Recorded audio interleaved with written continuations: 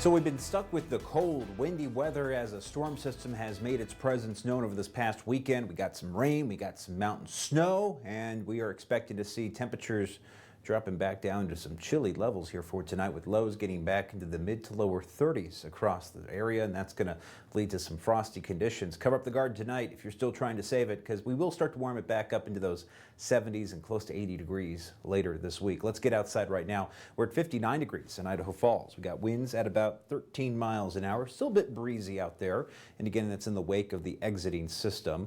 We've had a few showers in our local mountains, but it's been generally sunny today in the Snake River Plain, with a few clouds right now over Pocatello. Taking a live look at the Farm Bureau Skycam, and winds out of the west at 11 miles an hour. There's the frost advisory for areas of the Snake River Plain, and even if you don't live in the shaded area on the map, pretty much everybody in our viewing area will be back in the 30s tonight, even some 20s in the higher elevations.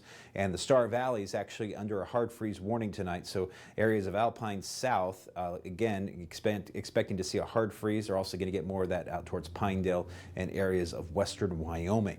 On Viper, we got a few leftover showers still hanging out mostly into Wyoming and areas of Montana, with a few leftover showers spreading into areas of Clark, Madison, Fremont, and Teton County here, mostly into the mountains, with some light rain being reported in Driggs at the moment, even some shower activity and some high elevation snow up on the Tetons there in Grand Teton National Park.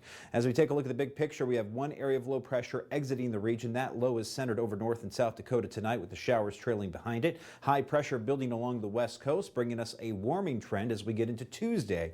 That's going to allow the jet stream to bump up back into Canada, and we will see temperatures slowly starting to warm back up. On Wednesday, we'll get some windy weather in here, but at this point, we don't have anything major. In fact, I want to show you the Vipercast. It's looking pretty quiet out there tomorrow. We'll have light winds at about 5 to 10 miles an hour, sunny skies, a little bit of some morning fog in the forecast, and then as we get into Wednesday, we get a quick moving front. We will see a slight chance of a shower here Wednesday night. Most of that's going to be up towards Montana, but then we clear up pretty quickly as we get into Thursday. So that's a little bump in the road we get for the midweek. Generally, it's going to be a fairly quiet forecast. Highs at 68 tomorrow for Malad and McCammon, 64 in Lava Hot Springs, with lows into the 20s and 30s tonight. We'll see 26 tonight in Soda Springs, 24 tonight in Jackson, high of 63 there for tomorrow, 64 for Rexburg, and the upper 50s in Island Park and West Yellowstone tomorrow afternoon. 73 in Salmon, 74 in Challis, lower 60s in Arco with a breeze coming off the mountains, and lows tonight around 31 for Idaho Falls and Rigby, high of 66 for tomorrow in IF.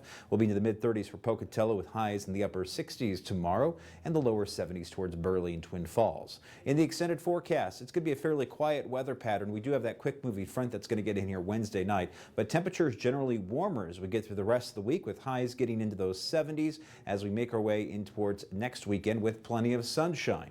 Rexburg, a high of 64 for tomorrow, 72 for Wednesday and Thursday, with mainly sunny conditions, a little bit of wind in there for Wednesday afternoon, and overnight lows into the 30s and 40s. Salmon, a high of 80 degrees by Wednesday, and dropping slightly on Thursday with that quick moving cold front, but then we're back into those 80s for Friday, Saturday, and Sunday, with mainly sunny conditions and a low risk of storms this week.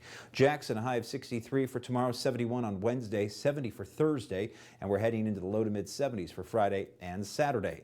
As we go to Pocatello, look for highs here at 69 tomorrow, 78 on Wednesday. We're hanging down to those 70s and 80s moving into the weekend, with a lot of sunshine expected for this approaching Saturday and Sunday, and lows back into the 40s and 50s. Idaho Falls, we got highs here at 66 tomorrow, 75 on Wednesday, with numbers into those 70s as we make our way through the rest of this approaching week. And yeah, not bad once we shake off some of that cold air from this past weekend storm. But of course, it felt very fall-like this past weekend with the rain and the snow and the gusty winds. It's a subtle reminder that, yeah, fall's just around the corner. It is. Okay, thanks, Michael.